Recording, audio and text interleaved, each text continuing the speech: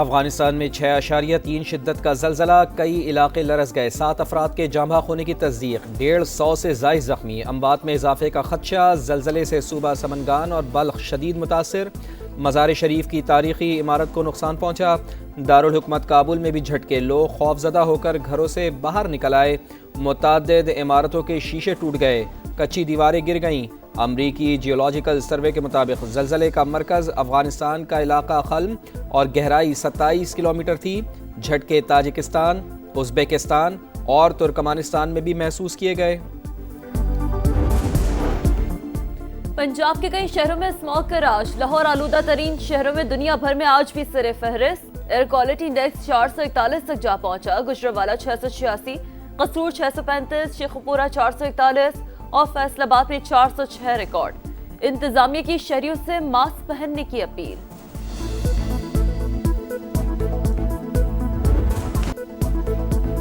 غزہ معاہدے پر عمل درآمد اور پائیدار امن کی کوششیں، مسلم ممالک کے وزرائے خارجہ کا اہم اجلاس آج ترکیے میں ہوگا۔ نائب وزیر اعظم اسحاق ڈار پاکستان کی نمائندگی کریں گے۔ جنگ بندی کے مکمل نفاذ، مقبوضہ علاقوں سے اسرائیلی انخلاء، انسانی امداد کی فراہمی اور غزہ کی تعمیر نو پر زور دیا جائے گا۔ ترجمان دفتر خارجہ کے مطابق صہیونی فوج سیز فائر معاہدے کی مسلسل خلاف ورزی کر رہی ہے۔ 22 روز میں 236 فلسطینی شہید ہو چکے۔ آزاد اور قابل عمل فلسطینی ریاست کا قیام ہی دیرپا امن کی ضمانت۔ پاکستان مظلوموں کے حق خود ارادیت اور امن و امان کی بحالی کے لیے کردار جاری رکھے گا۔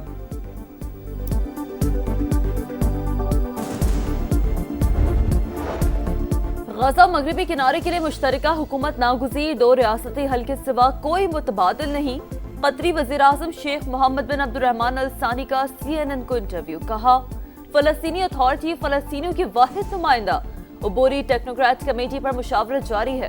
غازب فوج کے غزہ سٹی پر حملے جاری، 24 گھنٹوں میں مزید 7 شہادتیں، مغربی کنارے سے 25 فلسطینی گرفتار، جنوبی لبنان میں گاڑی پر میزائل حملہ، 4 افراد جان سے گئے۔ ترک وزیر خارجہ کا کہنا ہے نیتن یاہو جنگ بندی معاہدے کی خلاف ورزی اور نسل کشی کا بہانہ ڈھونڈ رہے ہیں۔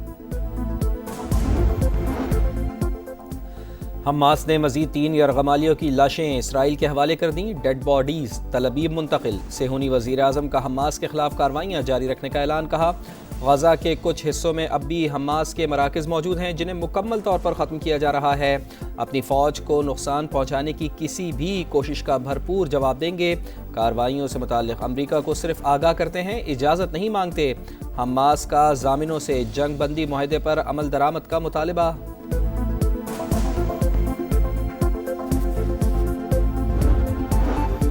حماس کا آج 3 یرغمالیوں کی لاشیں حوالے کرنے خوشائن ہے۔ نائجیریا میں مسیحیوں کا قتل عام نہ رکا تو حملہ کریں گے، زمینی یا فضائی کارروائی دونوں ممکن ہے۔ امریکی صدر ڈونلڈ ٹرمپ کی ایک اور دھمکی، کہا پہلے ہمارے پاس ٹیرف تھا نہ قومی سلامتی، دنیا ہم پر ہنستی تھی، چین سمیت کئی ممالک ہمارا استحصال کر رہے تھے، لیکن اب ایسا نہیں، محصولات نے ہماری سلامتی کو مضبوط بنایا۔ میں نے دنیا بھر میں 8 جنگیں رکوائیں، شام پر پابندیاں ہٹائیں تاکہ انہیں اپنی بقا کا موقع ملے۔ یوکرین کو ٹاماہاک میزائل دینے کا کوئی ارادہ نہیں۔ عمارتوں اور فیکٹریوں کو تباہ کرنے سے کچھ نہیں ہوگا، جوہری تنصیبات مزید طاقت کے ساتھ دوبارہ تعمیر کریں گے۔ ایرانی صدر مسعود پزشکیان نے صاف صاف بتا دیا۔ ایٹمی توانائی ادارے کا دورہ، کہا جوہری ہتھیار بنانے کا کوئی ارادہ نہیں، ایٹمی پروگرام بیماریوں کے علاج اور عوام کے مسائل حل کرنے کے لیے ہے۔ سپریم لیڈر ایٹم بم کے خلاف فتویٰ دے چکے ہیں۔ حکومتی ترجمان کے مطابق تہران کو جوہری پروگرام پر مذاکرات کی بحالی کا پیغام ملا ہے۔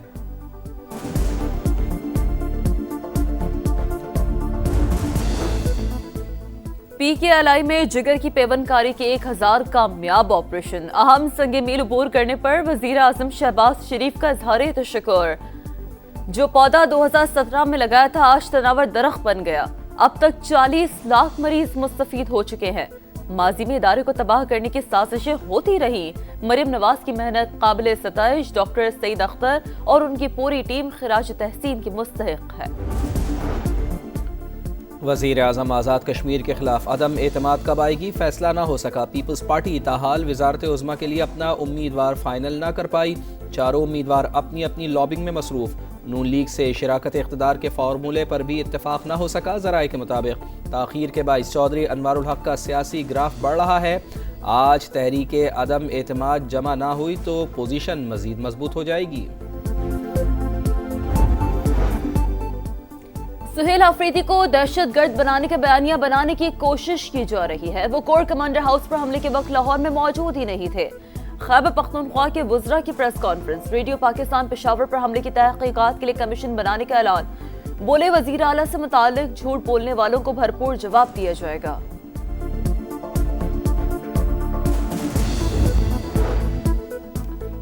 احتجاج، جلسے جلوس اور اجتماع نہیں ہوگا۔ پنجاب میں دفعہ 144 کے نفاذ میں 8 نومبر تک توسیع۔ کسی قسم کے اسلحے کی نمائش نہیں ہوگی۔ لاؤڈ اسپیکر کے استعمال پر بھی مکمل پابندی۔ محکمہ داخلہ کے مطابق جلوس اور دھرنے دہشت گردوں کے لیے آسان ہدف ہو سکتے ہیں۔ شرپسند عناصر عوامی احتجاج کا فائدہ اٹھا کر مذموم عزائم کی تکمیل کے لیے ریاست مخالف سرگرمیاں کر سکتے ہیں۔ پنجاب میں جرائم کی شرح کم ہو گئی، امن بحال ہوا۔ وزیر اعلیٰ پنجاب مریم نواز کی سہوال کے ارکان قومی صوبائی اسمبلی سے گفتگو۔ کہا پبلک ٹرانسپورٹ اور سڑکوں کی بحالی روزگار اور خوشحالی کا ذریعہ، تیز رفتار ترقی اور شفاف گورننس ہی مسلم لیگ نون کا اصل ایجنڈا ہے۔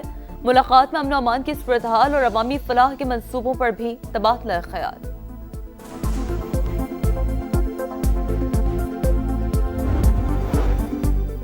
کراچی والوں کے 24 گھنٹوں میں 3283 چالان۔ سیٹ بیلٹ نہ باندھنے پر 1992، تیز رفتار ڈرائیونگ پر 104، بغیر ہیلمٹ موٹر سائیکل چلانے پر 761 چالان، سگنل توڑنے پر 119 اور ڈرائیونگ کے دوران موبائل فون استعمال کرنے پر 87 چالان ہوئے۔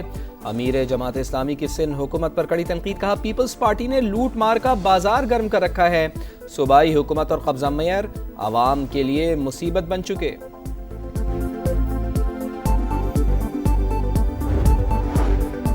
لاہور میں ایم اے کالج موڑ پر ٹریفک حادثہ، ٹرک رکشہ پر الٹ گیا، 2 خواتین سمیت 4 افراد جاں بحق، 4 زخمی۔ منڈے والوں میں میاں بیوی بیٹا اور بہو شامل۔ حادثے کے بعد سانحہ، کئی لوگ سافٹ ڈرنک کی بوتلیں لے اڑے، جس کے ہاتھ جو آیا لے کر چلتا بنا۔ کراچی میں ایس آئی یو کی حراست میں نوجوان کی ہلاکت۔ ایف آئی اے اینٹی کرپشن سرکل نے 6 پولیس اہلکاروں کے خلاف مقدمہ درج کر لیا۔ ملزم اے ایس آئی عابد شاہ اور پولیس کانسٹیبل آصف زیر حراست۔ 4 ملزمان کی گرفتاری کے لیے چھاپے جاری۔ 20 اکتوبر کو مبینہ مقابلے میں مہر تینوں کی ہلاکت۔ اہل خانہ کا جوڈیشل انکوائری کروانے کا مطالبہ، احتجاج کا اعلان بھی کر دیا۔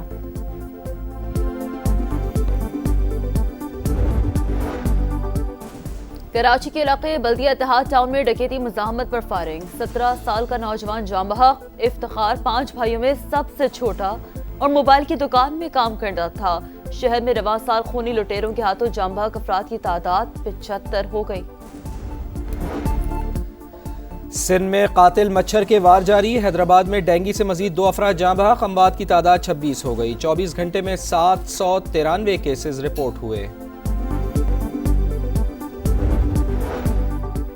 T20 کی دھوم کے بعد اب ون ڈے کا رنگ۔ 17 سال بعد فیصل آباد میں انٹرنیشنل کرکٹ کی رونقیں لوٹ آئی۔ پاکستان اور جنوبی افریقہ کی ٹیمیں فیصل آباد پہنچ گئی۔ سخت سیکیورٹی میں ہوٹل پہنچایا گیا۔ پہلا ون ڈے میچ 4 نومبر کو اقبال اسٹیڈیم میں ہوگا۔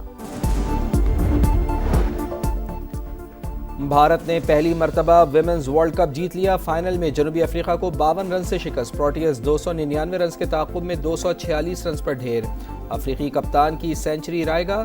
دیپتی شرما نے 5 وکٹیں حاصل کیں۔ اور سریلی آواز، انوکھا انداز، بلبلے صحرا گلوکارہ ریشما کو مداحوں سے بچھڑے 12 برس بیت گئے، مدھر آواز آج بھی کانوں میں رس گھولتی ہے۔